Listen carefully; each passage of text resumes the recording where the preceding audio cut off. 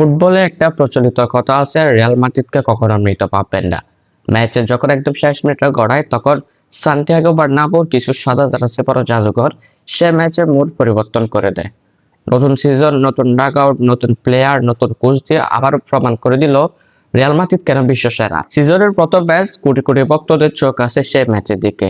খেলা চলছে প্রতিপক্ষের মাঠে খেলা চললেও রিয়াল মাদ্রিদ একদম বাঁশি বাজা শুরু থেকে অল আউট অ্যাটাকে চলে যায়। একের পর এক অ্যাটাক দিতে থাকে এসপ্যানিওলের এগেনস্টে। তবে সেই অ্যাটাকের ফল মিলতে খুব দেরি হলো না।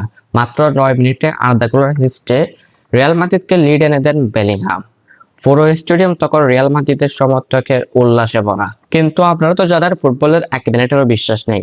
30 মিনিটে এসপ্যানিওল জোড়া কাউন্টার অ্যাটাক করে এবং রিয়াল মাদ্রিদ একটি গোল হজম করেন এবং একে একে সমতায় চলে আসে। এরপর প্রথম হাফের বাকি সময়গুলো ট্যাকটিক্যাল ভার্সেস ট্যাকটিক্যাল দিয়ে চলে যায়। আসল খেলা শুরু হয় ম্যাচের দ্বিতীয়ার্ধে।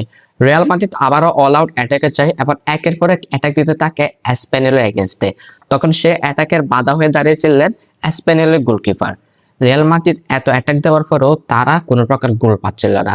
তখন রিয়াল মাদ্রিদ সমর্থকরা হয়তো ভেবে নিয়েছিলেন যে এই স্টেডিয়াম থেকে 3 পয়েন্ট নিয়ে যাওয়া যাবে না।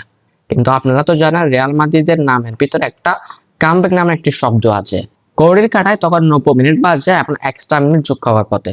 তখনই এক তুর্কিশ ফুটবলার তার অভিষেক ম্যাচে 91 মিনিটে গোল করে রিয়াল মাদ্রিদকে 2-1 লিডে নিয়ে আসেন। তখন পুরো স্টেডিয়াম যেন আগ্নেয়গিরির মতন আগুন। পুরো স্টেডিয়াম তখন উল্লাসে ভরা। তখনই সাথে সাথে রেফারি পাশে দিয়ে দিলেন এবং রিয়াল মাদ্রিদ 3 পয়েন্ট অর্জন করে নিলেন। সেই ম্যাচে রিয়াল মাদ্রিদ আবারও প্রমাণ করে দিলেন ম্যাচ শুধু 90 মিনিটে নয়, 90 মিনিটের পরও আরো একটি গুরুত্বপূর্ণ খেলা রয়েছে এবং সেই গুরুত্বপূর্ণ খেলার একমাত্র দাবিদার হচ্ছে রিয়াল মাদ্রিদ।